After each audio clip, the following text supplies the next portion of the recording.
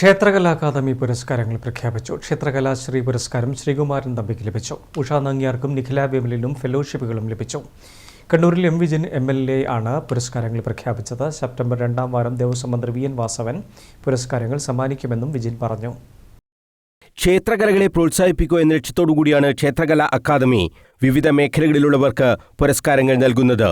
ക്ഷേത്രകലാശ്രീ പുരസ്കാരം ഗാനരചയിതാവും സംവിധായകനും സംഗീതജ്ഞനുമായ Sreekumaran തമ്പിക്ക് സമ്മാനിക്കുമെന്ന് M Vijin MLA പറഞ്ഞു. 25,001 രൂപയും മൊമന്റോയും സാക്ഷ്യപത്രവും അടങ്ങുന്നതാണ് പുരസ്കാരം. ക്ഷേത്രകലാ ഫെലോഷിപ്പുകൾക്ക് പ്രമുഖ നങ്ങ്യാർകൂത്ത് കലാകാരി ഉഷാ നങ്ങ്യാരും മോഹിനിയാട്ട കലാകാരിയും സിനിമാ താരവുമായ നിഖില വിമലും അർഹയായതായും എം വിജിൻ MLA അറിയിച്ചു.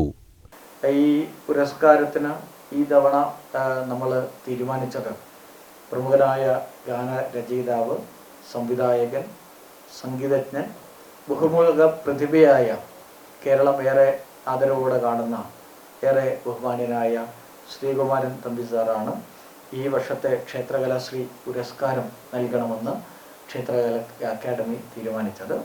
ക്ഷേത്രകലാ ഫെലോഷിപ്പ് 2 പേർക്കാണ്. 15,001 രൂപയും മൊമന്റോയും സാക്ഷ്യപത്രവുമാണ് ക്ഷേത്രകലാ ഫെലോഷിപ്പ്.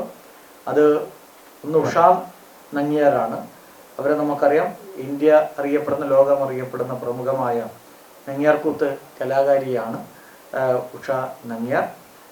മറ്റൊരു ഫെലോഷിപ്പ് നിഖില വിമൽ. നിഖില വിമൽ സിനിമാ താരം എന്ന നിലയിൽ മാത്രമല്ല, മോഹിനിയാട്ടം കലാകാരി കൂടിയാണ്. അപ്പോൾ ആ മോഹിനിയാട്ടം കലാകാരി എന്ന നിലയിൽ വളർന്നു വരുന്ന ഒരു കലാകാരി എന്ന നിലയിൽ ആണ് ക്ഷേത്രകലാ ഫെലോഷിപ്പ് 2 പേർക്ക് നൽകുന്നത്. ഉഷാ നങ്ങ്യാർ, നിഖില വിമൽ.